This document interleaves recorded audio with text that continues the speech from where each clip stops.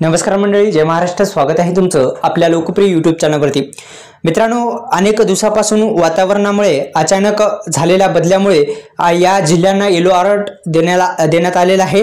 या संपूर्ण बातमी जाणून घेऊ. कोणत्या जिल्ह्यामध्ये हवामान कसं राहणार संपूर्ण बातमी जाणून घेऊ. आपण पाहतात लोकप्रिय यूट्यूब चॅनल. आपण सुरुवात केलेली आहे. योजना करू लोकप्रिय यूट्यूब चॅनल पाहण्यास आता सबस्क्राईब करा आणि बेल आयकॉनला ऑल प्रेस करायला विसरू नका. राज्यात गेल्या काही दिवसापासून तापमान चांगलेच वाढलेले आहे. मात्र अचानक झालेल्या बदलामुळे वातावरणामुळे आता काही भागामध्ये उष्णतेचा जोर कमी झाल्याचे जाणवत आहे. तापमानात घसरण झाल्याचा आणि उन्हाचा जो चटका आहे काहीसा कमी झालेला आहे. आणि आपण जर पाहिलं तर आमच्याकडे पण आता हवामान जे आहे ते वातावरण बदल झालेला आहे. ढगाळ वातावरण आता आहे आणि येलो अलर्ट या जिल्ह्यांना दिलेला आहे, कारण की आता पावसाची शक्यता वर्तवली जात आहे.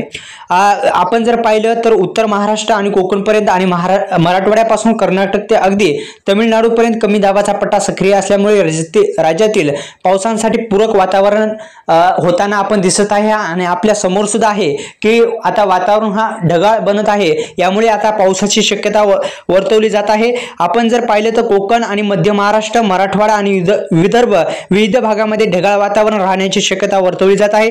तसेच पावसाची सुद्धा आणि वादळी वारे आणि विजेच्या कडकडासह पावसाची शक्यता वर्तवण्यात आलेली आहे. तर मित्रांनो, अशा पद्धतीची ही माहिती होती.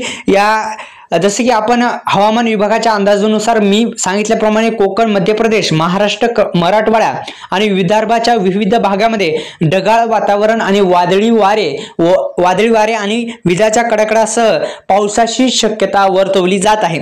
तर या भागामध्ये विजाच्या कडकडासह पाऊस पडण्याची शक्यता आहे. जसे की मराठवाडा असेल, वादळी वाऱ्यासह विजाच्या कडकडासह पाऊस पडणार आहे. मराठवाड्यातील जेवढे जिल्हे आहेत त्याच्यात पडण्याची शक्यता आहे. धन्यवाद.